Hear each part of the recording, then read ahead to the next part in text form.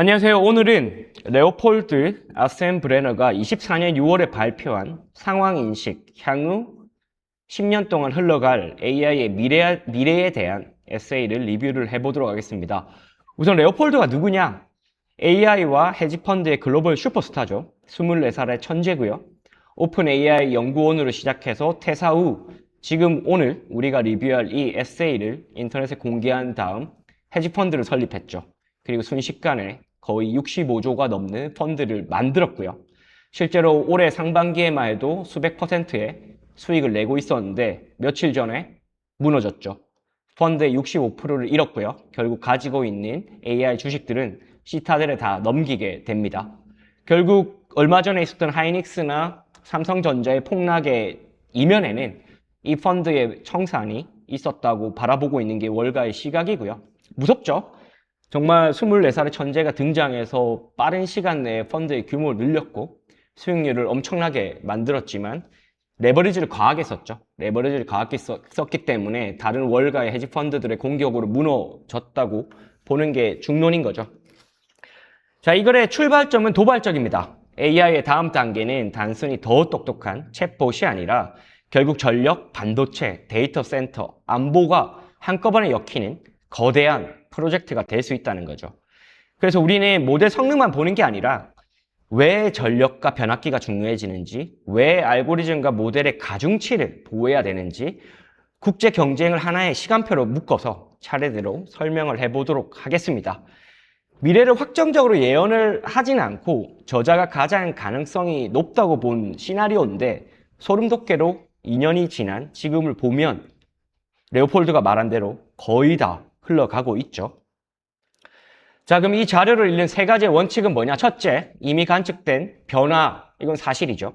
둘째는 추세를 느려서 본 추정치, 예측이죠. 세 번째는 이 두 가지의 관점을 고려했을 때 정책적으로 어떻게 흘러갈 건지 이 세 가지의 관점을 구분해서 봐야 된다는 겁니다. 첫 번째는 이미 관측된 변화는 AI의 학습 규모가 커졌고 모델들의 벤치마크가 이전과는 달리 훨씬 강해졌죠. 24년도랑 지금이랑 비교하면 비교할 수 없을 정도로 달라졌죠. 둘째는 그러한 추세를 24년 관점에서 이 친구는 말을 하고 있는 거예요. 앞으로 어떻게 될 거냐? 27년도에는 AGI, 일반 인공지능이 나온다. 흔히 강인공지능이라고 하죠. 그리고 28년도에는 초지능 같은 연구가 나올 거다라고 말을 하는 거예요. 될 것 같아요. 저는 AGI가 27년도에 나온다고 저도 믿고 있는 사람이고요. 24년도랑 2년이 지난 지금을 비교하면 AI 에이전트의 등장부터 모델의 벤치마크가 차원이 다르게 달라졌죠. 마지막으로는 그래서 이 두 가지의 관점을 고려했을 때 정책적으로 어떻게 바뀔 건가? 미국이 동맹과 함께 앞서야 된다. 중국 같은 나라가 아니라 결국 자유민주주의 국가들이 이 인공지능 경쟁에서 앞서야 된다고 주장을 하고요. 그러기 위해서 연구소 보안을 강하게 해야 된다. 정부가 프로젝트를 리드해야 된다. 이러한 이야기들을 섞어서 이야기를 하고 있습니다. 자, 이 원문에서는 세 가지의 질문을 던집니다. 능력과 설비, 통제. 이 세 가지의 레이어가 맞물리는 이야기인데 첫 번째 능력은 GPT-4 이후에도 컴퓨트, 알고리즘, 에이전트화가 계속되면 결국은 AGI에 가까워질 수 있는가라는 질문을 던집니다. 두 번째는 통제죠. 그렇게 강해진 AI를, 시스템을 안전하게 다루고 모델과 연구 비법 등을 지키면서 실제 산업 인프라를 마련할 수 있는가라는 질문을 던집니다. 세 번째는 정치와 국제 질서죠. 어떠한 국가나 연합이 초지능을 먼저 확보하면 결국 경제력과 군사력의 균형이 달라질 수 있다는 문제의식을 제시하고 있습니다. 먼저 가능해질 수 있는가를 다루고 어떤 게 병목인지, 마지막으로 누가 이러한 결정권을 가져야 되는지에 대한 순서로 리뷰를 해보겠습니다. 쉽게 말하면 엔진이 얼마나 빨라질지, 브레이크와 차체가 버틸 수 있을지, 그리고 누가 이 AI 시대에서 초지능이라는 운전대를 잡을지가 한꺼번에 걸린 문제라는 거죠. 자, 다음 장에서는 AGI에 대한 이야기를 한번 얼마나 남았는지에 대한 리뷰를 해보도록 하겠습니다. GPT-4에서 AGI까지 OOM을 세자. 자, OOM이란 뭘까요? 결국 1OOM이라는 건 10배, 2OOM이라는 건 100배를 뜻합니다. 저자는 AI가 언제 사람처럼 되냐를 단순히 직감으로 말하는 게 아니라 GPT-2에서 4까지 실제로 몇 배의 이 유효 계산량이 늘었는지를 먼저 보자고 말하는 거죠. 이 계산량이라는 거는 단순히 GPU를 많이 쓴다는 뜻이 아니라 같은 성능으로 더 적은 계산으로 내는 알고리즘의 개선, 이미 가진 능력을 실제 작업에 쓰게 만드는 학습과 도구 연결까지 합친 개념이라는 거예요. 저자 레오폴드죠. 레오폴드는 이 세 가지의 축이 동시에 움직였기 때문에 GPT-2에서 4로의 변화가 가능했다고 봅니다. 조금 더 또 쉽게 풀어서 말씀을 드리면 OOM은 단순히 성능이 좋아졌다의 수준이 아니라 규모 자체가 한 자리 수씩 커졌다는 이제 지표라는 거죠. 자, 그렇다면 GPT-2와 4 사이에는 실제로 무엇이 어떻게 달라졌을까요? GPT-2는 유아 수준이었던 거고 3는 초등학생, 4는 정말 똑똑한 고등학생 정도의 비율을 하고 있죠. 지금 시점에서는 이미 GPT-5가 나왔죠. 자, 결국 이 비유의 핵심은 점수 몇 점의 개선 수준이 아니라 모델이 해결할 수 있는 과제의 종류 자체가 바뀌었다는 겁니다. GPT-2는 문장을 그럴듯하게 이어도 엉뚱한 답을 자주 냈죠. 우리 처음 GPT 나왔을 때 기억나죠? 재미는 있었지만 그렇게 유효하지는 않았죠. GPT-4로 와서는 코드 작성이라든지 시험 문제 풀이, 긴 문서의 이해처럼 훨씬 더 우리가 일을 하면서 필요한 작업에서 쓸만한 모습을 보였죠. 물론 이런 비유가 지능의 정확한 측정까지는 아닙니다. 인간의 능력이라는 게 언어나 현장 경험, 사회적 판단처럼 훨씬 넓기 때문에 단순히 지능의 비유가 아니라 다만 우리는 어떤 걸 봐야 되냐. 불과 4년 사이에 애초에 불가능하다고 여겼던 과제 자체가 가능한 수준으로 왔다는 거죠. 그럼 앞으로 다음 4년은 어떻게 될까요? 24년도에 이 이야기를 했는데 이미 GPT-4랑 현재 시점에 5.6 솔, 루나, 테라 나왔죠. 비교 불가죠. 4랑 5 수준은 비교가 불가능한 거고 뒤에서 이 친구가 예상을 했던, 주장도 아니죠. 예상을 했던 컴퓨터 유즈라든가 이게 이미 26년 시점에서는 다 구현이 되고 있습니다. 이 친구가 예측했던 것들이 이미 2년 동안 많이 맞아 떨어졌다는 거고 그럼 우리가 봐야 될 거는 그러면 여기서 말한 10년의 예측이 거의 비슷하게 가지 않을까를 주의 깊게 봐야 된다는 거죠. 자, 쉽게 풀어 말하면 여기서 말하는 질적인 점프는 같은 기능이 단순히 더 빨라졌다는 게 아니라 이전에는 못했던 일들을 할 수 있게 됐다는 거죠. 자, 물론 이렇게 단순히 몇 가지만 보고 단정을 하면 안 되죠. 그래서 그 다음에 벤치마크에 대한 이야기를 또 말을 하고 있습니다. 자, 원문에서는 MMLU, 이제 성능평가 시험이에요. 간단하게 말하면. 매스나 QPQA, 이건 과학에 관한 또 평가 시험인 거죠. 이런 난이도가 높았던 벤치마크에서 성능이 빠르게 올라온 흐름을 언급하고 있습니다. 과거에는 너무 어렵다고 여겨졌던 수학이나 추론, 우리가 뉴스를 기억을 하신다면 몇 년 전만 해도 수학에서 몇 점을 받았다? 점수가 아직 낮네? 수학은 잘 못한다? 이게 사실 얼마 되지 않았어요. 얼마 전에만 해도 못한다고 했는데 이제 그런 말 없잖아요. 수능 시험이나 SAT를 치면 거의 최상위급 이제 성능을 보여주고 있는데 2년 만에 그렇게 바뀐 거죠. 자, 실제 근데 이러한 점수는 단순히 회사에서 우리가 일을 할 때 프로젝트를 할 수 있는지, 실수를 했을 때 고칠 수 있는지, 현실 세계에서 안전하게 동작하는지까지는 이 벤치마크로는 보여주지 않는 거죠. 그래서 이 친구는 이제 알고리즘의 효율이나 사용 방식의 변화가 결국은 같은 방향으로 추세를 이어간다는 거에 집중하고 있습니다. 자, 그러면 다음에는 이제 저자가 가장 먼저 체크한 축, 물리적인 컴퓨터를 한번 보겠습니다.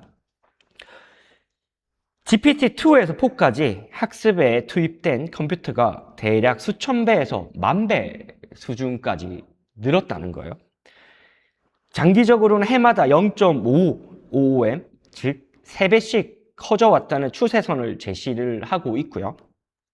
이 추세가 이어지면 몇 년 뒤에는 GPT-4보다도 훨씬 더 큰 학습의 클러스터가 등장할 수 있다는 계산. 결국 지난 4년 동안 우리가 이제 추세를 보였잖아요. 컴퓨터가 얼마나 들어가고 우리 모델의 성능이 얼마나 올라갔고 그 추세를 바탕으로 앞으로의 10년 그리고 이 뒤에 4년 정도를 예측을 해보자는 거예요. 그리고 여기서 컴퓨터는 단순히 GPU 숫자만 뜻하는 게 아니라 우리가 데이터 센터를 구축할 때 전력, 냉각, 네트워크, 메모리 모든 장비들이 들어가고요. 그러한 장비들을 돌릴 자본들이 들어가는 거죠.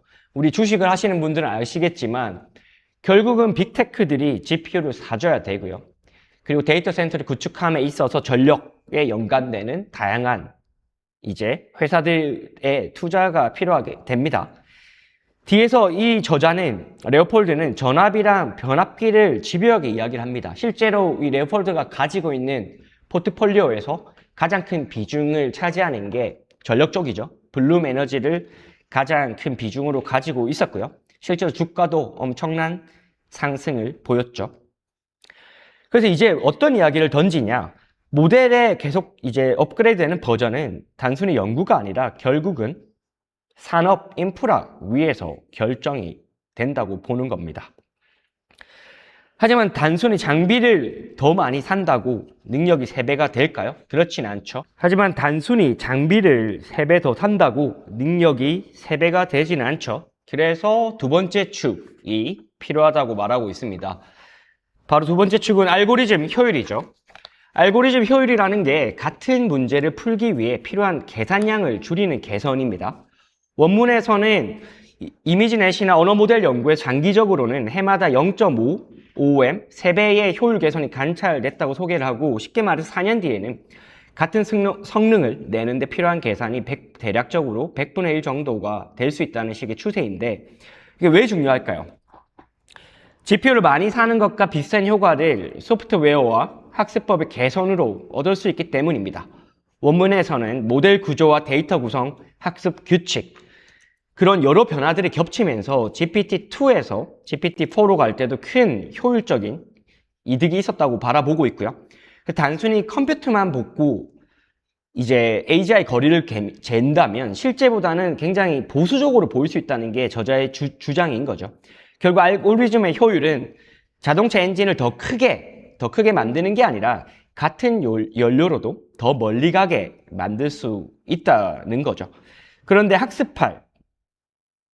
학습을 위해서는 우리가 재료가 필요하죠. 데이터가 필요하죠. 즉 데이터가 바닥이 나면 이 추세도 멈출 수 있다는 이야기도 던지고 있습니다.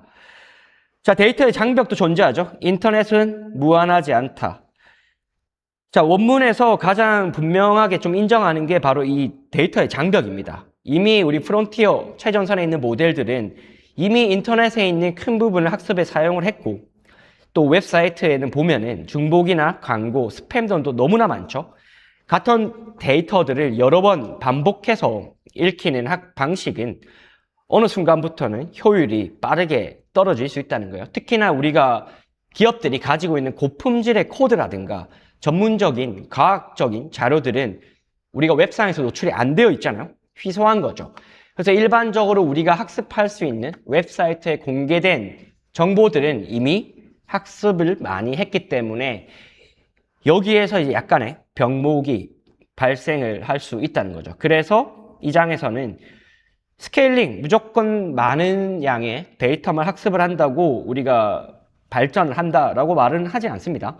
오히려 단순한 인터넷 학습만으로는 정체가 올 수 있다고 말을 하는 거고 저자는 AGI 전망에서의 가장 큰까지는 아니죠.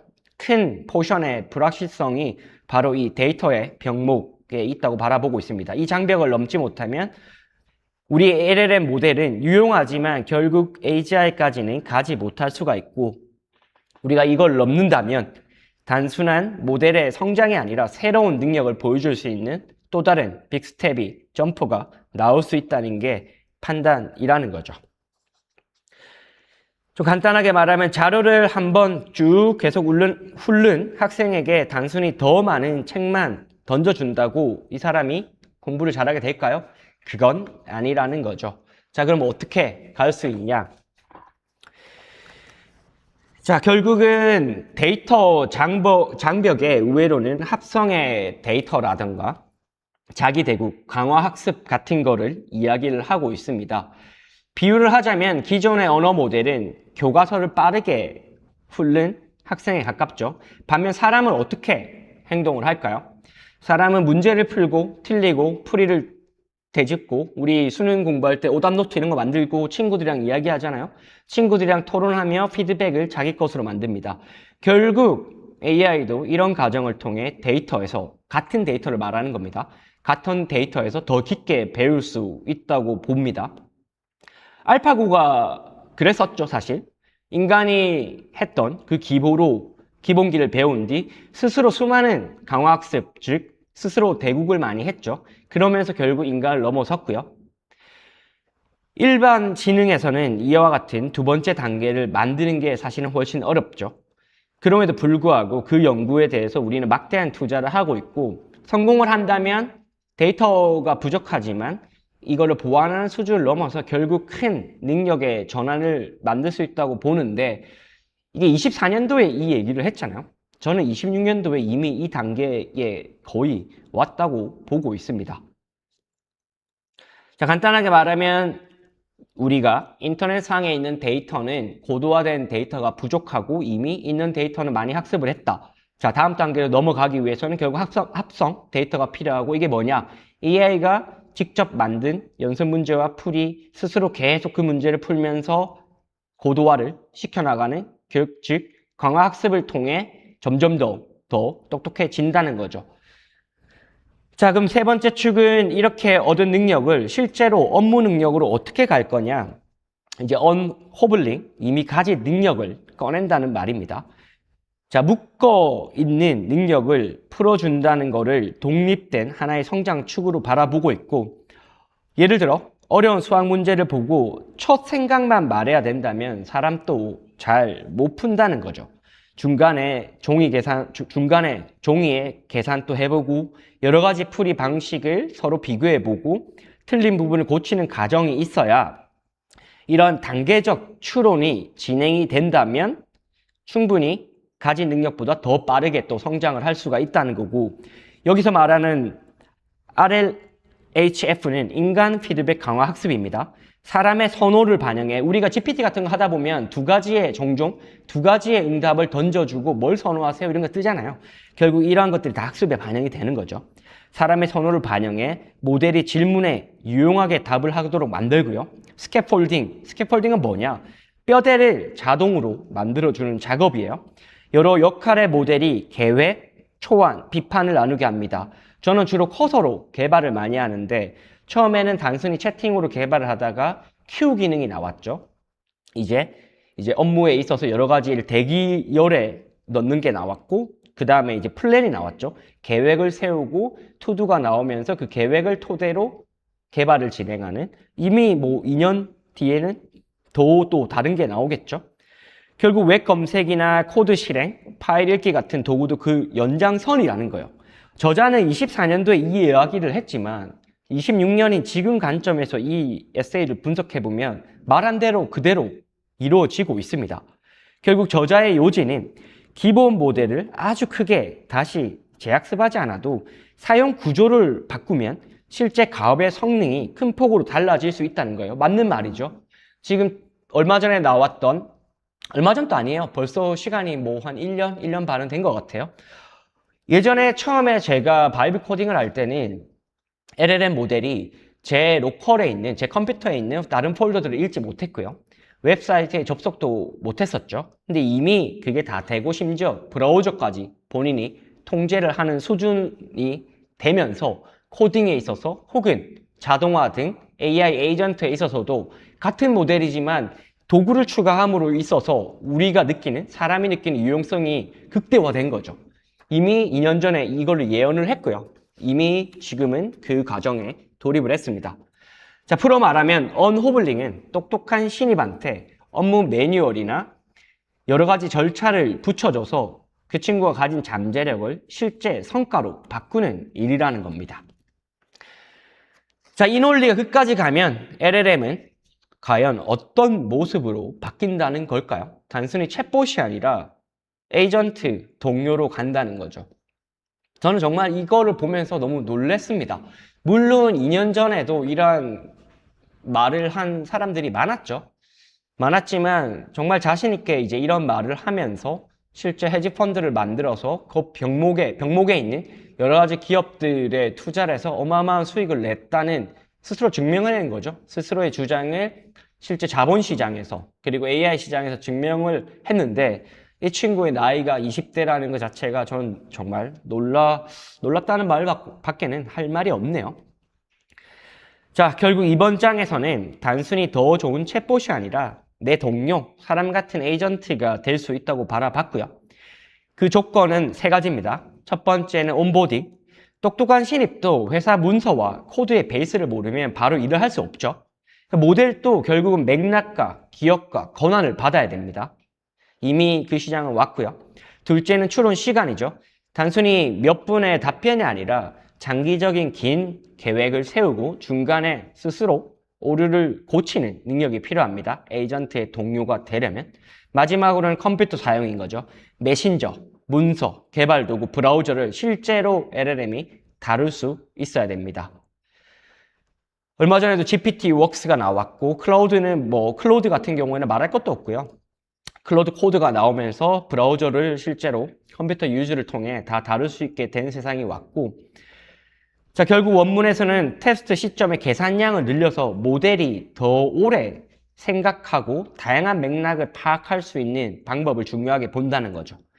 근데 이러한 긴 작업을 자율적으로 AI 에이전트로서 우리의 동료로서 완수하려면 실수가 누적되는 게 로그로 남아야 되고요. 권한도 관리를 할 수 있어야 되고 검증이나 책임 소재가 모두 해결이 되어야 됩니다. 쉽게 풀어 말하면 에이전트는 단순히 답만 내는 상담원이 아니라 자료를 읽고 도구를 스스로 쓰고요. 중간 결과를 확인하면서 오류를 해결하고 일을 진행하는 동료라고 보면 됩니다.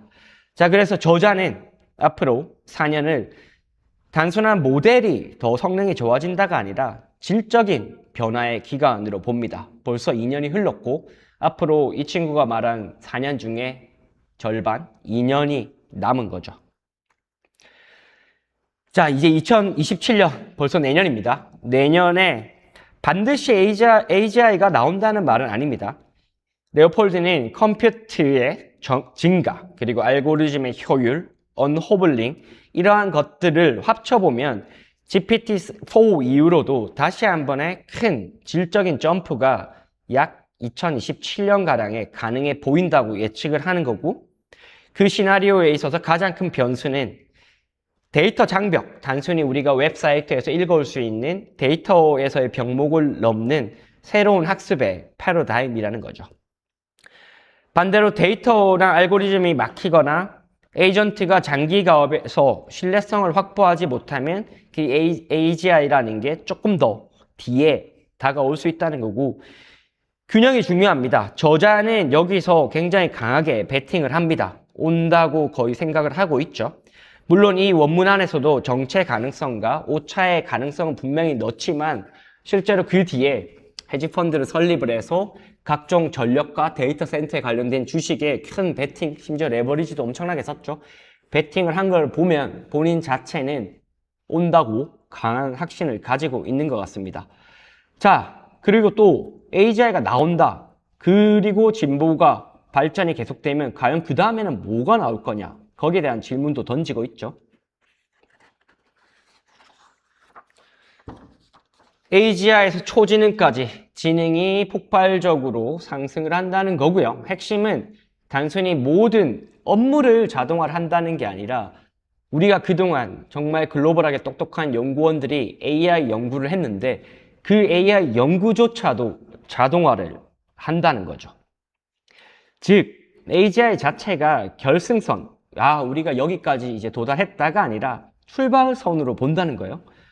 한 5년, 6년 전만 해도 AGI에 대한 공포심이 엄청나게 많았죠. 과연 사람 이상의 강한 인공지능이 나왔을 때 사람은 무엇을 해야 되나? 그런 식의 이제 걱정과 예측이 많았는데, 레오폴드는 이게 결승선도 아니고 그냥 단순한 출발선 자체로 본다는 거죠. 자, 인간 수준의 AI가 AI 연구를 할 수 있다면 더 나은 AI를 만드는 과정 자체는 사람이 하는 것보다 더 빨라지지 않겠냐는 거예요. 여기서 초지능, 이 친구가 말하는 초지능은 사람보다 모든 면에서 조금 앞서는 수준이 아니라 과학이나 공학, 그 다음에 안보, 전략, 다양한 광범위한 범위에서 인간 집단을, 인간이라는 종족 자체를 크게 앞서는 시스템을 말하고 있습니다. 비유를 하자면 원자폭탄에서 수소폭탄으로의 전환을 비유를 하고 있고요. 비유가 가격하지만 의도는 분명합니다. 인간 수준의 AGI는 기존에 우리가 하는 사무적인 업무, 코딩이라든지 기타 여러 가지 서류 업무들을 효율화하는 단계일 수 있지만 AI 연구 자체를 자동화를 한다. 그리고 자기가 스스로 피드백을 돌리면서 개선을 하는 거는 성격 자체가 완전히 다를 수 있다는 거죠. 자, 그럼 이번 장에서는 그 피드백의 고리, AI가 스스로 연구를 자동화하는 거에 하는 단계가 얼마나 빠르게 그 개선이 될 거냐, 그리고 어떤 병목이 브레이크를 걸 수 있느냐를 따져 본다는 거죠. 초지능의 폭발은 AI가 스스로 마법처럼 그냥 커진다는 게 아니라 인간들이 해왔던 AI 연구의 생산성 자체를 AI 스스로가 피드백을 돌리면서 훨씬 더 빨라진다는 가설에 가깝습니다. 무섭죠. 정말 무서운 말입니다. 지금까지는 오픈 AI라든가 클로드에 있는 이런 연구원들, 정말 똑똑한 사람들이 AI 연구를 했다면, AGI가 나온다면 이제 AI가 그 연구를 자동화를 하고 가속도를 높인다? 과연 얼마나 빨라질까요? 무시무시하게 빨라질 것 같은 느낌입니다. 자, 그럼 AI 연구자들은 과연 어떤 일을 할까요? 논문을 읽고 가설을 만들고 실험 코드를 쓰고 결과를 해석하고 다시 시도하는 실험인 거죠. 하나의 순환인 건데, 이제 AGI가 나오면 이게 다 컴퓨터 안에서 이루어진다는 거예요.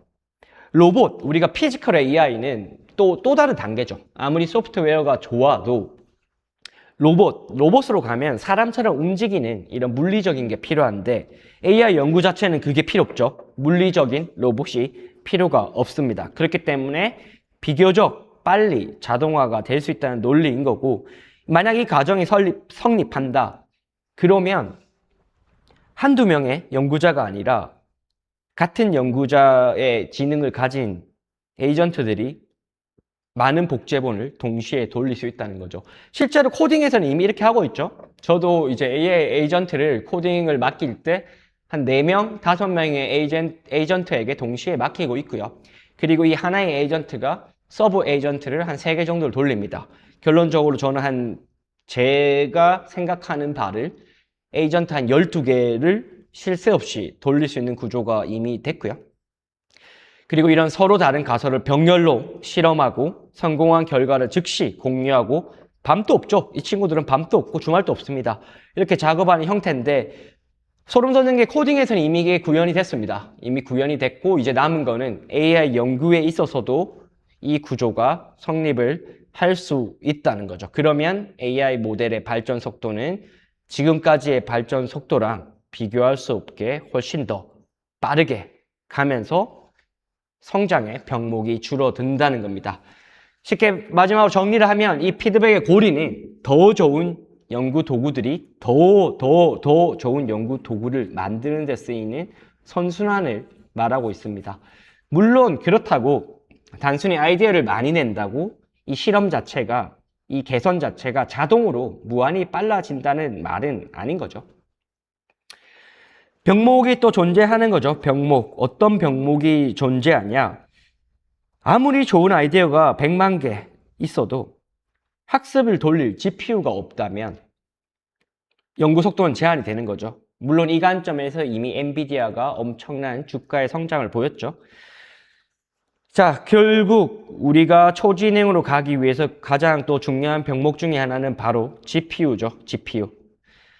이 모델 이제 갈수록 고도화된 모델의 학습은 더 비싸고 오래 걸리고 더 많은 GPU가 필요합니다.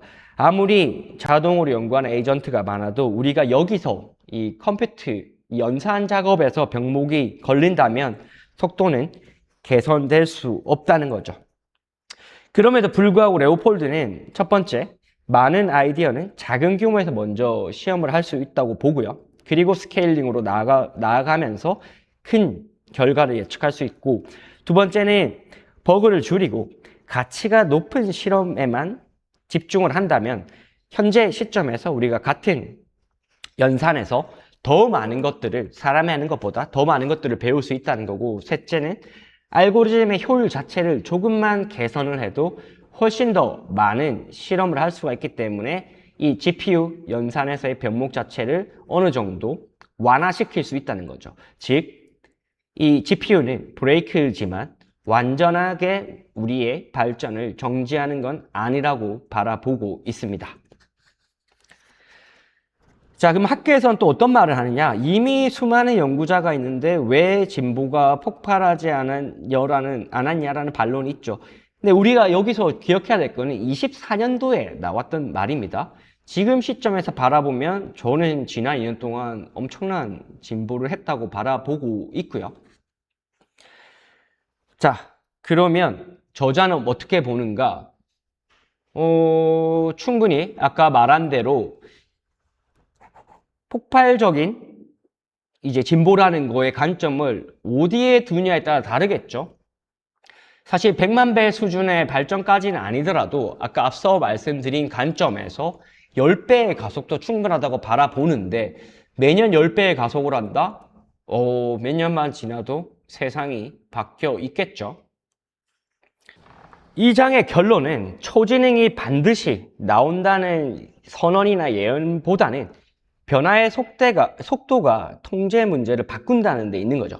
능력이 천천히 오르면 우리는 새로운 실패를 보고 규칙을 고치고 다음 세대를 설계할 시간이 있다는 거고요. 반대로 AI 연구가 AI 루프로서 가속이 된다면 사람 수준에서 훨씬 더 강한 시스템으로 가는 구간 자체는 짧아질 수 있다는 거예요. 그리고 저자는 이 압축된 시간 때문에 안전이나 보안, 국제 경쟁 자체가 훨씬 더 어려워진다는 거죠. 누군가 모델이 훔쳤을 때 대응할 시간도 줄고, 지금 실제로 미국이 새로운 모델이 나오면 중국에서 바로 증류를 통해서 정말 저렴한 가격에 한 90%의 성능을 내는 모델을 바로 런칭을 해버리는 거죠. 이미 이런 일이 일어나고 있고요. 상대가 앞설지도 모른다는 공포가 무리한 또 이제 진행을 이제 가져올 수 있다는 거고. 자, 그러면 이러한 일들이 결국 전쟁이라는 거예요. AI 시대에서 AGI가 나오면은 출발점이라고 말했는데 이 출발점에서 여러 가지 군사력이나 경제력에 미치는 영향이 어마어마하기 때문에 또 다른 국가 간 그리고 지역 간 전쟁이 시작이 된다는 겁니다. 자, 그럼 그 다음 장에서는 어떤 이야기를 하느냐? 결국 AI라는 거는 엄청난 수준의 조 단위 클러스터로의 산업 동원인데 조가 이게 원화가 아니죠. 사실 거의 달러로 봐야 되는 거고요. 단순히 소프트웨어 경쟁이 아니라 GPU라든가 전력, 데이터 센터의 경쟁으로 봅니다. 그동안은 지금 모델 이야기를 꺼냈죠. 모델이 어떻게 발전했고 어떻게 될 것인지에 대한 이야기를 꺼냈다면 이번에는 발전소, 데이터 센터의 이야기를 하고 있습니다. 더 큰 학습을 하기 위해서는 GPU만 주문해서는 안 되죠. 땅이 필요하고요. 송전선이 필요하고 냉각도 필요하고 네트워크, 변압기, 인허가, 시공 모든 이제 물리적인 것들이 필요하고 그걸 확보해야만 학습을 더 많이 할 수 있는 거죠. 자, AI 학습 규모가 과거 추세대로 만약에 더 커진다는 가정을 해보면 이 연산이라는 게 컴퓨터라는 게 국가적 인프라 규모로 커질 수 있다는 하나의 경고이자 투자의 시나리오를 말하고 있습니다. 그래서 실제로 이 친구가 운영하는 펀드를 보면 상당수가 이러한 단순히 GPU가 아니라 이러한 학습을 하기 위해서 필요한 각 밸류 체인 상의 기업들을 많이 가지고 있더라고요. 데이터 센터를 하는 아이렌이라든가 아까 말씀드린 전력에 필요한 전력적인 사업을 하는 블룸 에너지 이러한 다양한 연관된 산업에 투자를 많이 했고 그걸로 이제 큰 수익을 냈었죠. 자, 그러면 이제 클러스터 스케일표를 한번 보면은 만약에 지금까지 추세에 따라서 이 컴퓨트가 약 0.5, 한 3배씩 매년 증가한다는 가정을 끝까지 추세가 이어진다고 보면 필요한 인프라의 숫자가 급격히 커진다는 겁니다. 2022년 GPT-4급을 수억 달러와 약 10메가와트 규모가 기준선이었다면 2년마다 10배씩 커지는 그림을 제시를 하고 있습니다. 그 과정에서는 26년도는 1기가와트, 28년도는 10기가와트, 30년에는 100기가와트 같은 숫자가 나오는데 우리 데이터 센터 주식에 투자하시는 분들은 이런 것들에 좀 익숙하실 거예요. 그리고 100기가와트라는 게 단순히 데이터 센터 한 동의 전력이 아니라 수많은 발전 장비를, 설비들을 묶어야 될 수준이라는 거고요. 결국 요약을 하자면 우리가 AI를 연구를 하려면 결국 학습을 해야 되고 학습을 하기 위해서는 GPT가 필요하지만 거기에 수반되는 데이터 센터가 필요하고 데이터 센터를 짓기 위해서는 땅도 필요하고 전력도 필요하고 뭐 다 들어간다는 거죠. 우리가 노키아 같은 주식도 보면 우리가 노키아 그냥 들었을 때 망한 기업 아니야? 이렇게 생각할 수 있지만 휴대폰은 망했죠. 근데 네트워크 장비로는 잘한다고 하면 그렇지만 어쨌든 살아남았습니다. 근데 최근에 주가가 엄청나게 올랐습니다. AI 데이터 센터에 네트워크 장비를 넣겠다라는 그러한 계획과 발생하는 매출을 바탕으로 이제 주가가 많이 올랐는데 결국 우리 모두는 AI 주식에 투자를 할 때 GPU만 그동안 바라봤지만 지난 1년 동안을 보면은 이미 많이 올랐어요. 데이터 센터 주식이라든가 전력 주식이라든가 전력에는 뭐 GE 버노바라든가 기타 여러 가지 주식들이 있는데 그런 주식도 이미 많이 올랐는데 24년도에 이 친구는 그거를 예측을 했다는 게 대단한 부분인 거죠. 자, 그럼 투자. 여기 레오폴드가 말하는 투자의 논리가 제가 이제 말한 거죠. 결국 하나의 순환인 거예요. 더 좋은 모델이 있으면 사용자들이 그걸 사용하니까 매출을 만들 거고요. 그 매출의 기대가 또 더 큰 데이터 센터 투자를 부르죠. 그리고 이러한 또 인프라가 다음 모델을 가능하게 한다는 건데 맞는 말이에요. 맞는 말인데 여기서 조금 더 제가 첨언을 하자면 지금 AI 관련된 주식이 엄청난 하락을 할 거라고 보는 사람들의 논리가 바로 이 순환 논리거든요. 이 순환 논리예요. 더 좋은 모델이 있으면 예를 들어 뭐 GPT가 오픈 AI가 돈을 엄청나게 벌 거고 그러기 위해서 오픈 AI는 GPU가 필요할 거고 또 뭐 데이터 센터가 필요할 수도 있고요. 뭐 빅테크들도 마찬가지인 거죠. 우리가 더 좋은 모델을 만들어야 되니까 그래야만 매출이 나오니까 엄청난 인프라 투자를 하고 있고 그 인프라 투자가 있으면 더 좋은 모델이 나올 거니까 또 돈을 더 벌겠지라는 예측하에서 계속 이 순환 논리에 빠지게 되는데 여기에서 만약에 엄청난 투자를 했는데 실제로 빅테크들이 돈을 못 번다. 투자를 어마어마하게 빌리언 단위로 했는데 매출의 성장 속도가 AI에 있어서 발생을 못한다.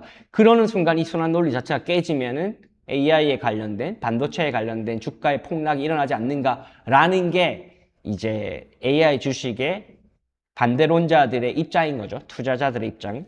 저도 사실 불안해요. 저도 AI에 투자를 하고 있지만 너무 과하게 올랐고 과연 실제로 빅테크들이 이 엄청난 인프라 투자를 했는데 실질적인 매출이 얼마나 발생할까라는 하나의 저도 걱정이 있고요. 반대로 말하면 제 주변에 유료로 AI를 쓰는 사람들이 생각보다는 적습니다. 제가 종종 기업 교육에 AI 교육을 하러 나가면 물어봐요. 한 30분이 있으면 한 몇 달 전에 물어봤을 때 30명 중에 개인 스스로 AI 유료 구독을 하는 분이 있냐 물어보면 이제 대기업 기준입니다. 없었어요. 물론 나이가 조금 있으신 분들이긴 했는데 젊은 친구들도 있었어요. 그럼에도 불구하고 개인이 유료로 쓰는 친구들이 없었고, 근데 한 달 전에 제가 갔을 때는 한 3분 정도는 있더라고요. 개인이 투자를 하는.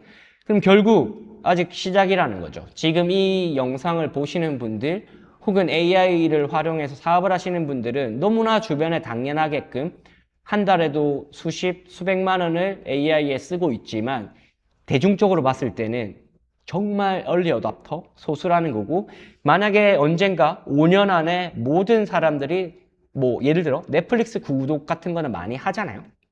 그런 것처럼 모두가 유료를 AI를 구독하게 되면 이런 AI 기업들의 매출이 극대화되지 않을까라는 좀 긍정적인 생각과 이 선순환이 한번 깨지면 다 같이 무너지지 않을까? 저는 이 두 가지의 고민을 저 또한 계속 가지고 있습니다. 결국 레오폴드 같은 경우에도 비슷한 것 같아요. 강력한 AI 에이전트가 사람의 업무를 대체할 정도가 되면 기업 입장에서는 이 비용을 정당화할 수 있다고 보는 거죠. 하지만 이 저자도 말하는 거예요. 고객이 과연 얼마나 빨리 이 유료 기능을 받아들이고 얼마만큼 비용을 또 쓸 거냐? 그리고 우리 내부적으로 AX가 업무 자체가 얼마나 빨리 AX화가 될 거냐? 그리고 이 투자금을 감당할 현금 흐름이나 금융 환경, 지금 이자가 또 계속 오르는 것도 사실은 불안한 포인트예요. 우리가 인프라 투자를 기업들이 할 때는 이자가 중요합니다. 예전처럼 저금리 1%대 이자면 대출을 크게 받아서 데이터 센터를 건설을 해도 이자 비용이 부담이 안 되지만 지금처럼 이자가 어느 정도 올라와 있고 더 올리니 많이라는 이야기를 할 때는 이런 것들이 기업의 이제 주가 자체에, 기업의 현금 흐름 자체에 영향을 미친다는 거죠. 이런 캐펙스 자체가. 자, 제가 지금 이 AI 리뷰를 하고 있는데 갑자기 중간중간 주식에 대한 이야기를 하고 있는데 중요한 부분입니다. 중요한 부분인 거고. 자, 결국 이 친구가 바라보는 거는 이미 칩보다는 전력이나 인허가 같은 것들이 과연 얼마나 빨리 될 거냐. 이게 이제 AI 성장에 있어서 그리고 주가에 있어서의 병목이라고 바라보는 겁니다. GPU도 지금 병목이죠. 몇 달을 막 기다려야 된다 이런 게 있지만 사실 빅테크들은 이미 이런 것들을 많이 확보해놨을 거고요. 근데 이 몇 달 기다리는 거 수준이랑은 새로운 발전 설비나 변압기, 데이터 센터 캠퍼스를 짓는 거에는 당연히 훨씬 더 많은 오래 걸리겠죠. 공사 자체가. 그래서 여기가 이제 병목이 될 수 있다는 겁니다.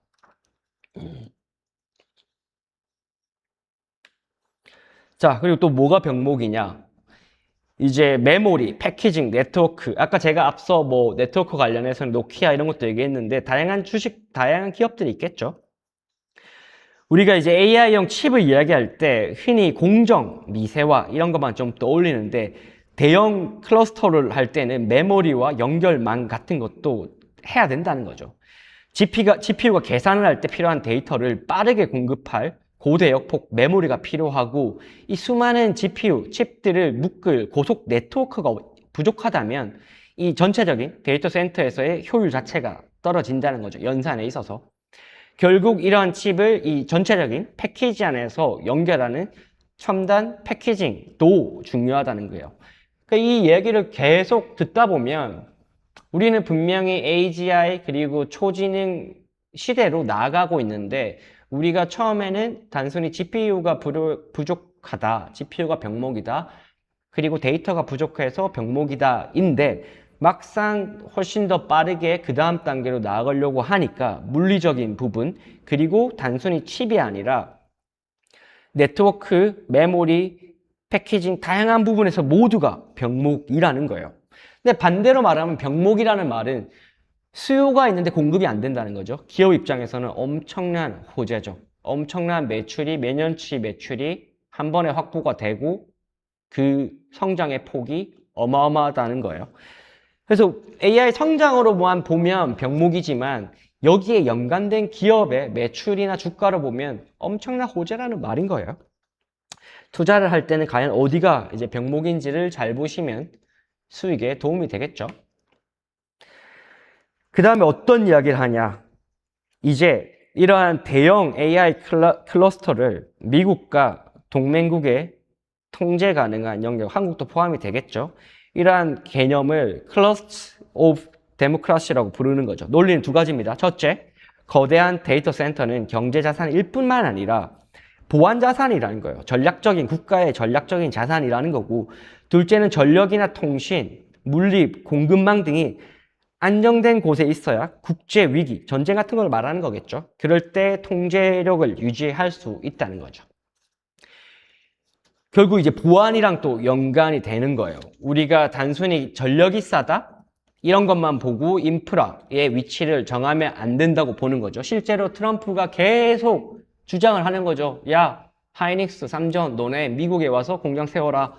뭐 이런 것들이 다 결국은 이제 AI라는 것 자체가 국가의 전략적 자산이라는 거고, 만일의 사태에서 어느 지역에 있느냐가 엄청나게 중요해진 수준, 단계에 왔다는 거죠.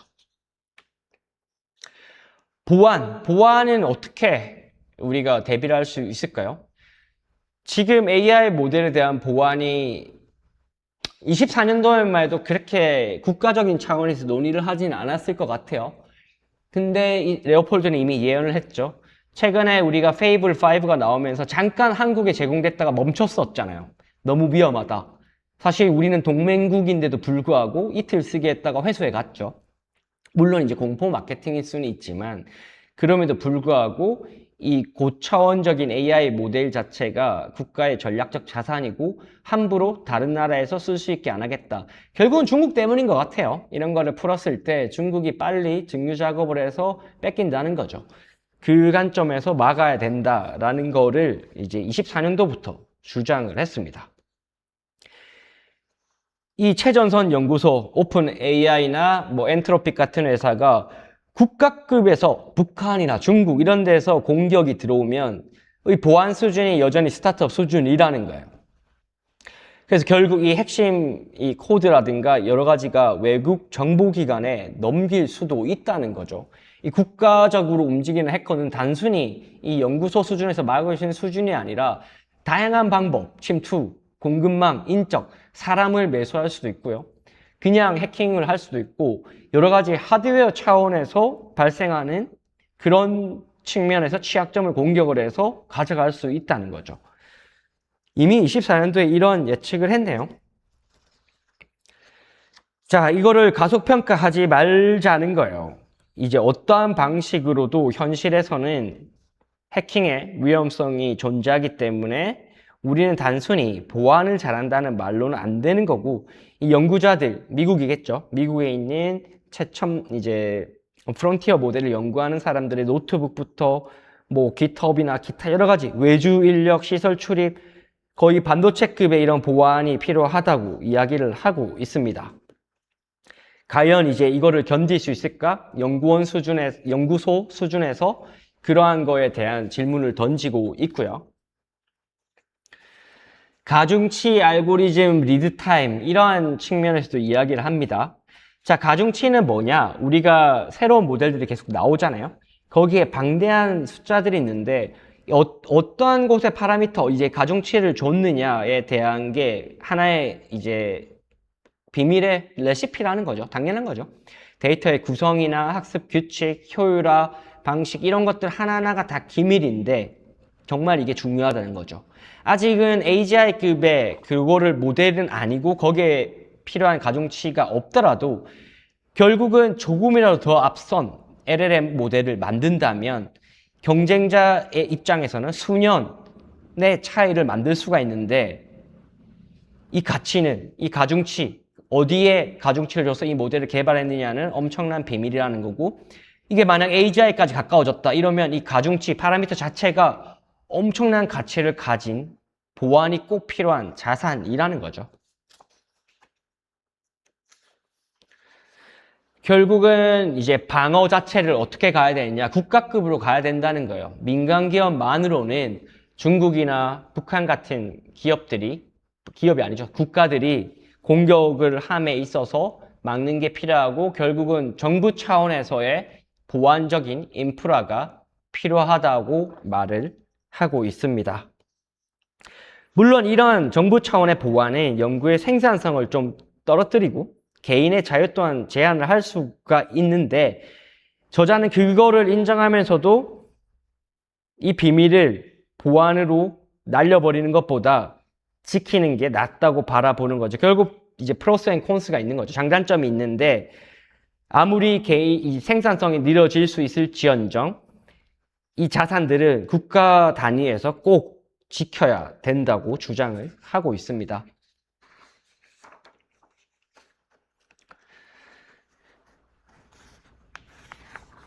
자, 그러면 이제 더 똑똑한 이제 초지능이죠. 초지능을 어떻게 인간이 통제를 할 거냐? 과연 인간보다 더 똑똑한 이러한 AI 시스템을 우리가 감독을 할 수 있을까? 딱 들어도 어렵죠. 우리가 이해를 못 하겠죠. 초지능의 시대가 온다면. 결국 이제 정렬 이슈가 나옵니다. 정렬이란 뭐냐? 사람이 원하는 범위 안에서 AI가 행동하도록 만들고 그 행동을 믿을 수 있게끔 하는 문제인데 초정렬은 우리보다 훨씬 똑똑하잖아요. 우리가 똑똑한데 인간이 과연 어떻게 감독할 건가? 어렵죠. 아직 이거는 어떻게 해야 될지 26년에도 풀리지 않는 기술 문제라고 저도 생각을 하고 있습니다. 24년도에도 이 이야기를 했지만 여전히 계속 다투고 있죠. 오픈 AI가 추구하는 바, 엔트로픽이 추구하는 바, 그룹이 추구하는 바 다 약간은 다르잖아요. 윤리성을 어느 정도까지 갈 거냐, 속도 조절을 해야 된다, 속도 조절 없이 개발을 해야 된다. 여러 가지 이 논제들을 가지고 여전히 26년도에도 서로 각자의 비전과 철학을 다르게 가져가고 있죠. 결국 핵심 난제는 AI한테, 초지능한테 신뢰를 넘겨줘야 되는데 AI가 복잡한 코드를 쓰고 연구 계획을 세우고 다른 AI를 협력할 때 우리가 사람이 이 과정을 이해하지 못한다면 우리는 이 AI가 하는 말을 믿어야 되는데 과연 믿을 수 있을까요? 이 상태를 초등학생이 여러 박사학위를 가진 사람을 감독하는 상황에 비유를 하고 있습니다. 단순히 이게 공포 마케팅을 하는 게 아니라 우리는 이제 그러면 어떻게 검수를 해야 되는지에 대한 고민을 가지고 있는 거죠. 자, 어떤 방법들이 있느냐? RLHF는 이제 사람이 모델의 답을 보고 더 좋은 행동과 나쁜 행동을 평가해주는 방식입니다. 결국 이 과정을 거치면서 원시 모델이 그저 인터넷 문장처럼 말하는 데서 넘어서 질문을 이해하고 도움이 되게 답하는 시스템으로 바뀌었죠. 실제 우리가 지금 쓰고 있는 단계의 대화형 LLM은 이런 사후적인 학습이 큰 역할을 한 거죠. 글로벌하게 모두가 이 답변이 더 나은데 저 답변이 나은데 라는 피드백을 줬기 때문에 근데 사람이 판단할 수 있는 범위가 전제가 됐던 거죠. 만약 초지능이 우리가 이해할 수 있는 언어가 아니라 새로운 프로그래밍 언어를 만들었어요. 우리가 알고 있는 언어가 아니라 그리고 100만 줄의 코드를 만들었을 때 우리가 피드백을 줄 수 있을까요? 그 안에 보안적인 구멍이 있는 거를 인간이 야 이거는 문제야. 이 방식이 나아. 이 아니면 너가 지금 했던 방식보다 B 방식이 나를 말해주기가 힘든 거죠. 그동안 우리가 코딩을 할 때는 사람이 파이썬 전문가가 있을 거고 뭐 여러 가지 전문가가 있을 거잖아요. 리액트 전문가가 있을 거고 그렇게 했을 때 AI가 코딩을 했을 때 우리가 야 이게 아니라 B의 방식으로 가야지 땡땡땡을 고려했을 때 라고 우리가 피드백을 주면 그걸 학습을 해서 개선하고 반영을 하니까 감독이 가능했던 건데 만약 초지능이 나왔다. 인간이 알지 못하는 새로운 언어를 자기가 개발해서 코딩을 했는데 우리가 어떻게 피드백을 줄 수가 있죠? 못 주겠죠. 구조적으로 언젠가는 우리가 봉착할 한계점이라는 거죠. 간단하게 말하면 선생님이 숙제를 채점해주는 방식이었는데 그동안은 우리가 선생님이죠. 근데 숙제가 우리가 풀 수 없는 숙제가 나온다? 채점이 될까요? 무섭죠. 우리가 채점을 못하게 됩니다. 그러면 이제 이러한 실패는 어떤 모습으로 나오게 될까요? 단순히 이런 에이전트가 만드는 위험이 챗봇이 이상한 말을 하는 일 수준이 아닌 거죠. 그거는 정말 옛날 일인 거고 결국은 우리가 에이전트들에게 각종 권한을 주잖아요. 우리가 이용하고 있는 서비스들에 대한 로그인 권한 혹은 물건을 주문하는 권한, 금융, 우리의 계좌를 연결을 할 수 있는 권한, 다양한 권한을 주는데 여기에서 문제가 발생할 수 있는 거죠. 결국 예를 들어 이제 장기적인 목표를 가진 AI 에이전트가 우리의 사업의 수익을 극대화할 수 있는 강화학습을 한다고 가정을 해보면 초지능이잖아요, 만약에. 그럼 우리의 권한도 다 줬어요. 그리고 초지능이에요. 그러면 이 친구는 AI이기 때문에 단순히 사업의 수익을 극대화하는 관점으로만 생각을 하면서 그 과정에서 거짓말, 사기, 다른 사람을 해킹, 이런 해로운 전략이 강화학습에 있어서 가산점을 받을 수가 있다는 거예요. 자, 그런데 여기에서 AI는 과연 여기에서 악의를 느끼느냐? 사람이라면 악의가 있는 거죠. 아, 이렇게 되면 다른 사람에게 피해를 주는구나, 문제가 될 수 있는 거나. 하지만 AI는 그런 게 없잖아요. 그냥 단순히 이 친구는 하나의 목표가 있으면 그거를 최적화된 루트를 가기 위해서 계속적으로 반복적으로 가설을 세우고 실험을 하면서 강화학습을 하면서 최선의 루트를 찾아내는 알고리즘을 만들 텐데, 초지능 시대에서 과연 이걸 어떻게 우리가 막을 수 있을까가 리스크라는 거예요. 결국은 우리가 AI 시대가 갈수록 이 안전도를 어떻게 설정을 하고 측정을 하는 것이 더 중요해진다는 겁니다.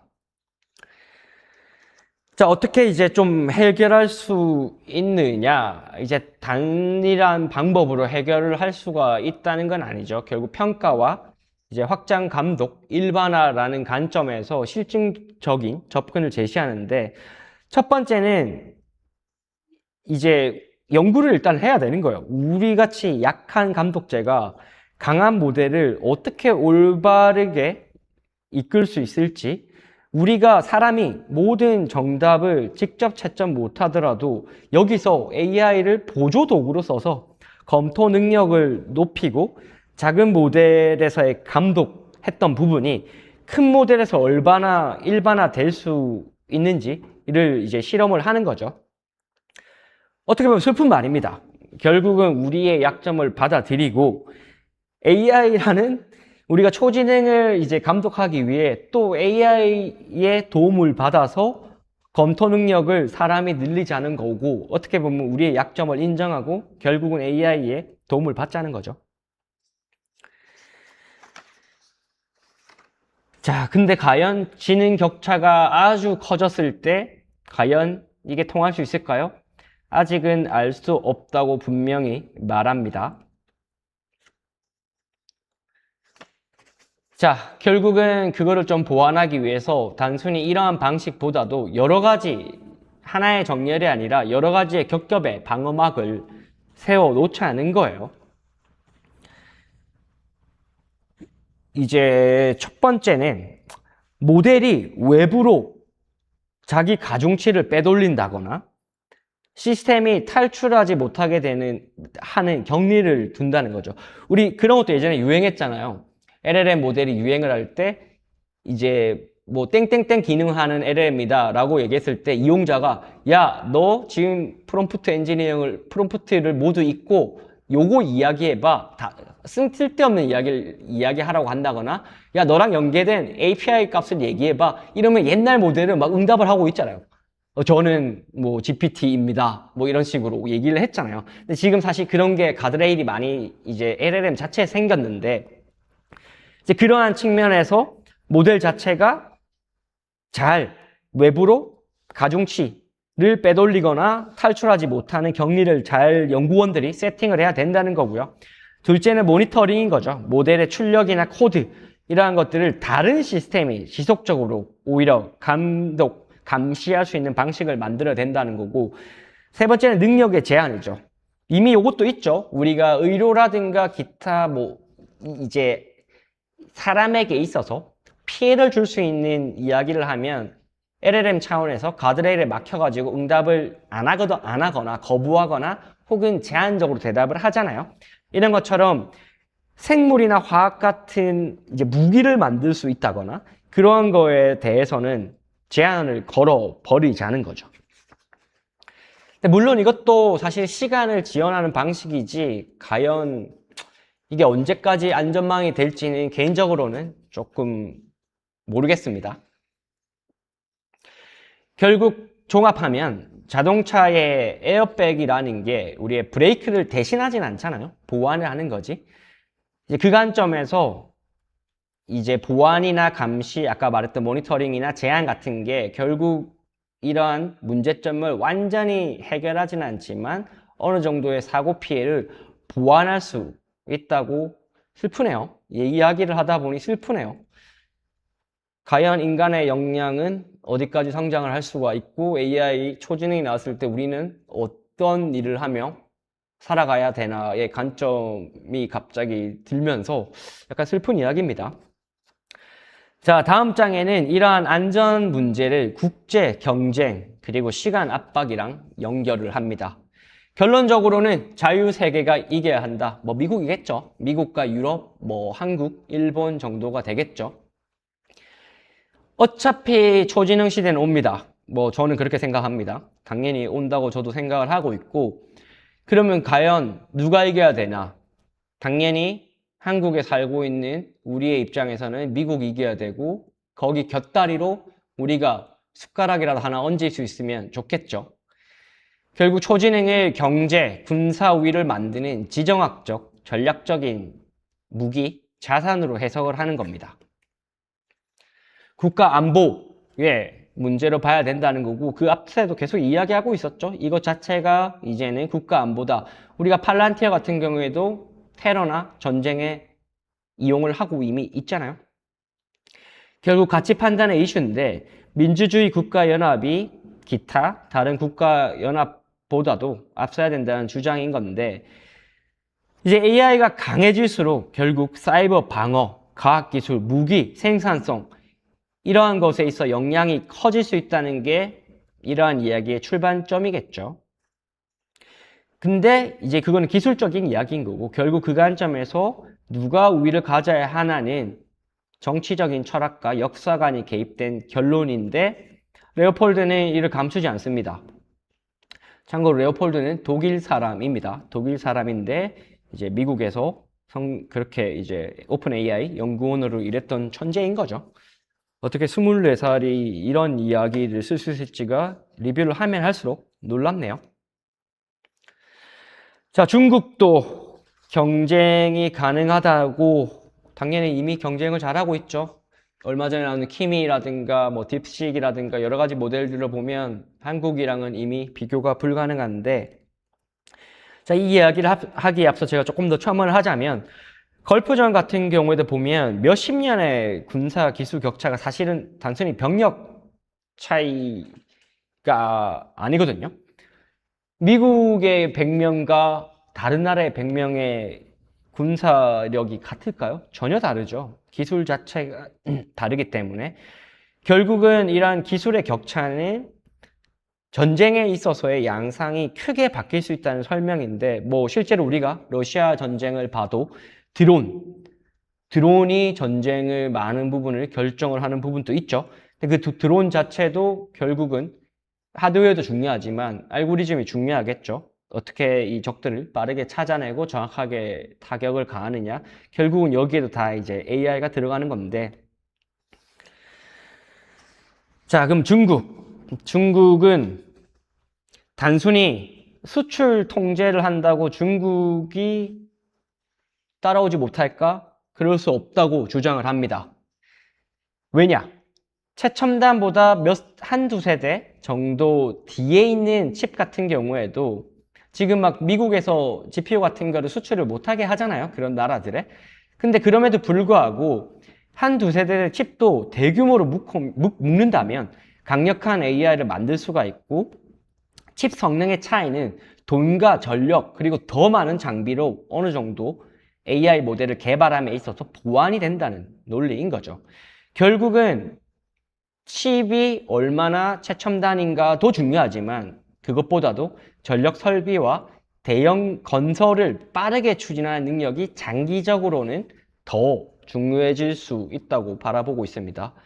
지금 한국도 뭐 전라도에 데이터 센터를 많이 하는데 개인적으로 왜 굳이 거기인가? 그리고 이게 언제 되느냐의 관점에서 쉽지 않겠다라는 생각을 하고 있습니다. 결국은 시간 싸움인데, 우리가 글로벌 경쟁을 하려면 시간 싸움인데, 적어도 소프트웨어를 못 잡았다면 물리적인 무언가는 잡아야 될 텐데, 지금은 둘 다 안 되고 있는 것 같은 느낌이라, 뭐 솔직하게는 저는 가망이 없다고 보고는 있습니다.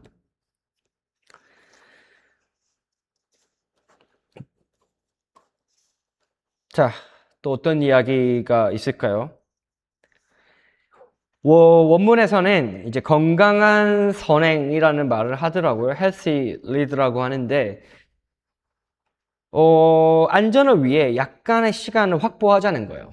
지금 이미 AI의 개발의 속도는 가속도가 붙어서 가고 있고, 오히려 이거를 무작정 개발되는 대로 런칭을 하자가 아니라 위험 신호가 보낼 때는 다음 학습을 6개월 동안 늦추거나, 지금 계속 머스크 같은 이제 친구들이 그런 말 하는 거잖아요. 야, 위험하니까 너네 개발 좀 늦춰. 물론 여기에는 이러한 관점보다는 진짜 윤리적인 관점 혹은 보안적인 관점보다는 본인이 하고 있는 AI의 성능 자체가 아직은 경쟁사 엔트로피 같은 회사들에 비해 느리기 때문에, 샘 알트먼이 하고 있는 GPT보다는 느리기 때문에 사실은 비즈니스 차원에서 너네 좀 개발을 중지하고 안전에 대한 룰을 먼저 세팅을 하고 가자, 이런 주장을 계속 던지고 있는데, 이거 뭐 머스크의 말은, 저는 뭐 머스크를 굉장히 좋아하지만 좀 다르게 봐야 될 필요가 있습니다. 사업가적인 측면에서 본인이 따라갈 시간을 벌기 위해서 그런 논지를 글로벌하게 뿌리고 있는 게 저는 더 크다고 보거든요. 자, 근데 문제는 레오폴드는 이러한 경쟁에서, 글로벌적인 경쟁에서 과연 이런 양보가 될까? 어렵다고 보는 거죠. 왜냐? 우리가 멈춰도 상대는 멈추지 않을 거라는 불신이 있기 때문에 이러한 협약들이 쉽게 깨질 수 있다고 바라보고 있습니다. 그래서 주장하는 거는 미국이, 민주동맹이 먼저 빠르게 선행적으로 확보한 뒤 안전규범과 비확산 체계를 제안하는 게 더 현실적이다. 역사적으로 선진국들이 해왔던 방식이죠. 본인들은 이미 선진국이고 이미 엄청나게 많은 걸 해놓고 갑자기 탄소를 규제한다거나 기타 여러 가지 규제를 통해서 한국이라든가 중국이라든가 사실 이런 쪽에 규제를 걸어버리는 거죠. 지금 AI에 있어서도 핵도 마찬가지예요. 우리 핵 개발 못 하잖아요. 미국은 이미 있잖아요. 근데 우리는 못하게 하잖아요. 동일한 방식을, 참 맞는 말이면서도 미국적인 말이네요. 미국적인 말인데, 어쨌든 본인들이 먼저 AI 개발을 선행적으로 빠르게 해놓고 글로벌적인 협약을 만들어서 이제 조절을 하자는 게 레오폴드가 말하는 결론입니다. 참 논쟁이 많겠네요. 핵도 마찬가지죠. 탄소 뭐 규제나 이런 것도 마찬가지죠. 본인들은 이미 할 거 다 해놓고 우리가 이제 성장하려고 하니까 너네는 못해, 이건데 AI에서도 결국 이렇게 해야 된다고 주장을 하고 그렇게 될 것 같습니다. 이 부분 또 슬프지만 그렇게 갈 것 같습니다.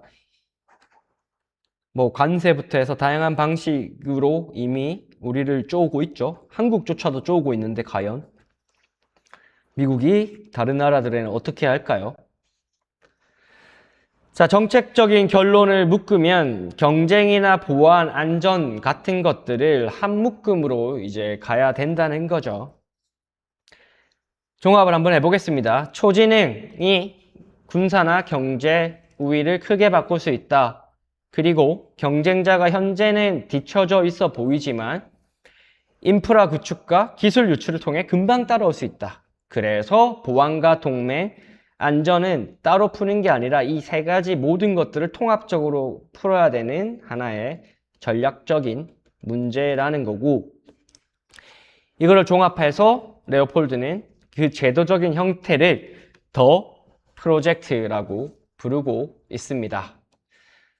결국 미국 국가 차원에서 정부가 주도해서 AGI 프로젝트를 이끌어 가야 된다는 거고요. 이미 존재하는 조직의 이름이 아니라 레오폴드가 말하는 거예요. 언젠가는, 사실 실제로 인텔에도 트럼프가 투자를 했죠. 트럼프가 투자했다기보다 미국이 투자를 했죠. 24년도에 이야기를 했는데 그 뒤에 미국 정부가 인텔 같은 회사에도 투자를 했고, 이제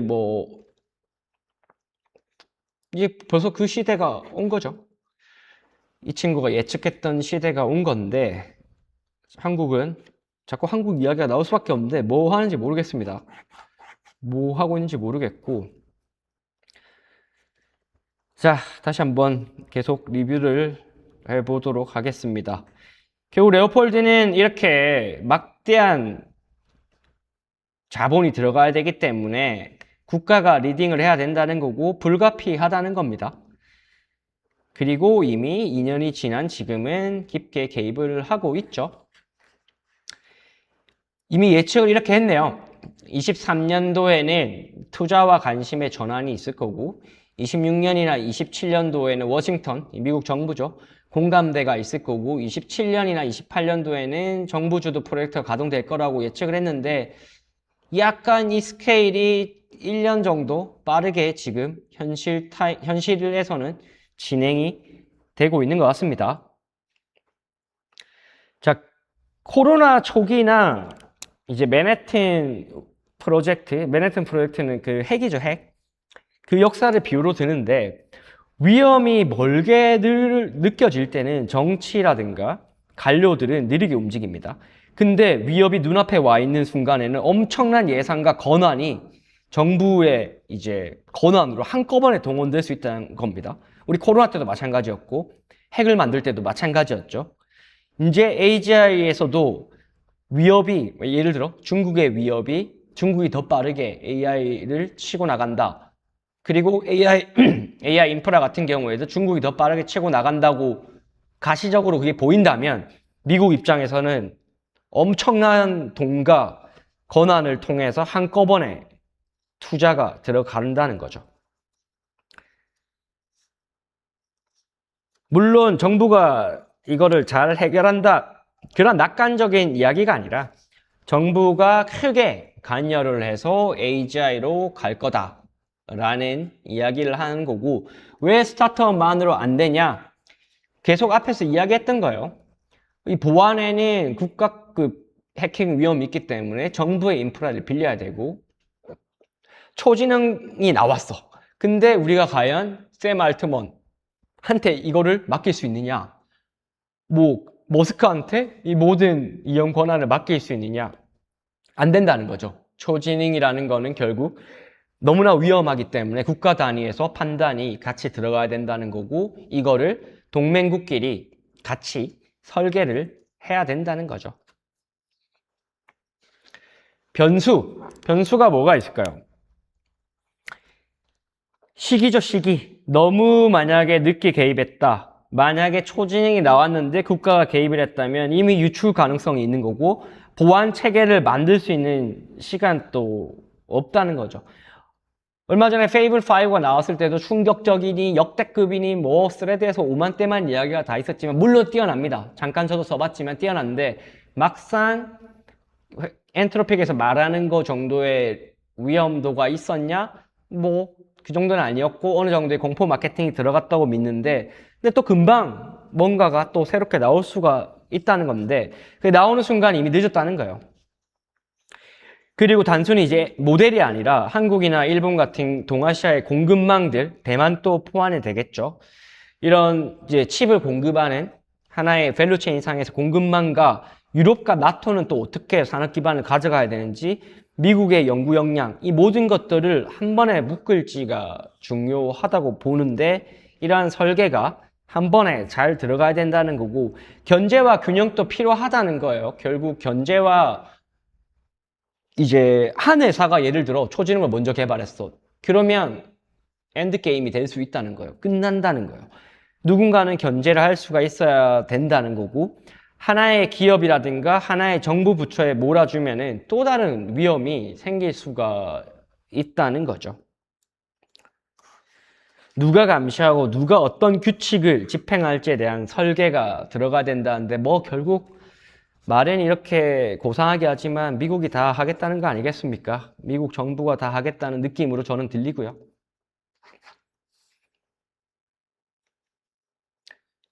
자, 마지막 생각을 한번 볼까요? 마지막 생각. AGI 리얼리즘. 자신의 입장을 이렇게 부르더라고요. AI를 무기한 멈추자는 주장이랑 위험을 대수롭지 않게 여기는 가속주의자들 사이에 새로운 제3의 길이 필요하다고 말하는 거고요. 그 제3의 길은 결국 AGI와 초지능의 가능성을 좀 더 현실적으로 보자.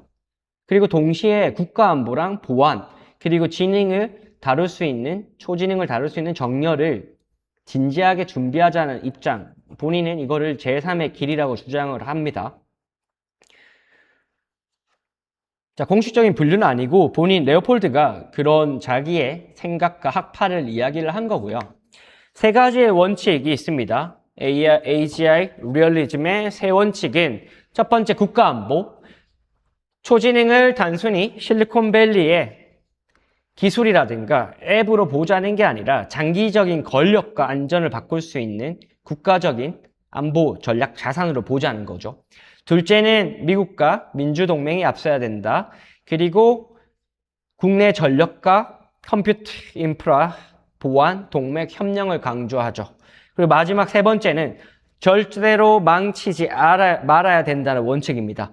우리가 이런 경쟁을 계속하더라도 AGI, 초지능을 관리할 수 있는 정렬에 실패를 한다거나 대량 살상 수단의 확산이 된다거나 중국 같은 이런 국가들이 먼저 개발을 한다는 그런 위험을 방치하면 안 된다고 말합니다.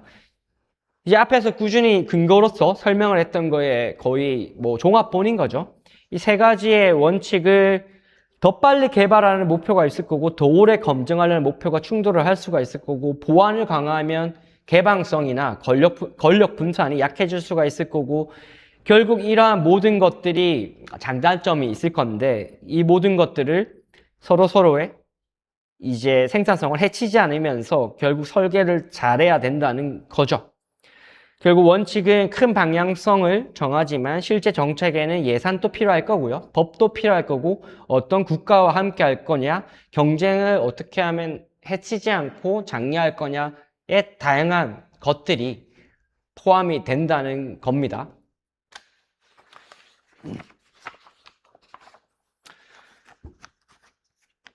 자, 남는 질문이 뭘까요? 마지막으로 남는 질문은 예측이 이제 무의미한 거죠. 무의미한 게 아니고 이미 그 시대는 온다고 강력하게 믿고 있고 저 또한 동의합니다. 저 또한 동의하고 그럼 우리에게 필요한 거는 오히려 언제 초지능이 올까? 언제 AGI가 올까가 아니라 준비죠. 과연 인간은 무엇을 해야 되냐? 우리가 거창한 국가적인 단위에서 이거를 준비를 할 게 아니고 단순히 우리가 회사 일을 하면서 혹은 사업을 하면서 이 시대가 왔을 때 우리의 사업의 어떻게 영향을 받을 거냐, 내가 이 기회를 어떻게 잡을 거냐, 혹은 어마어마한 이 리스크를 어떻게 대비를 할 거냐, 그 차원에서 준비를 해야 된다는 겁니다. 어렵죠? 어렵습니다. 근데 제가 봐도 몇 년 안 남은 것 같습니다. 이제 더 이상 AI를 잘 쓰지 못하는 사람들은 갈수록 이 사회에서 쓸모가 없어질 것 같습니다. 무서운 말입니다. 물론 지금 이 영상을 보는 분들은 AI에 관심이 있고 이미 실제로 AI 에이전트를 만들어서 쓰거나 이런 분들이 대부분일 것 같아요. 이런 영상을 찾아서 보신다는 거는. 근데 제가 만나보고 있는 대부분의 직장인들, 대부분의 사업가들은 안 그런 경우가 많은데 과연 앞으로의 미래가 어떻게 될지 저는 기대도 되면서 한편으로는 큰 걱정도 들고 있습니다. 물론 당장 제 코가 석자기 때문에 우리 사업을 어떻게 AI 네이티브화를 하느냐에 대한 고민을 하고 있고 저 또한 신사업은 아예 AI로서 하나 만들어서 이제 성과를 내고는 있는데 고민인 거죠, 계속. 아마 오늘 이 영상을 본 분들도 그러한 고민을 해보는 시간이 됐다고 믿고 있습니다. 자, 오늘 제가 준비한 거는 여기까지고 다음 시간에는 조금 더 재미있는 내용으로 준비해서 오겠습니다. 감사합니다.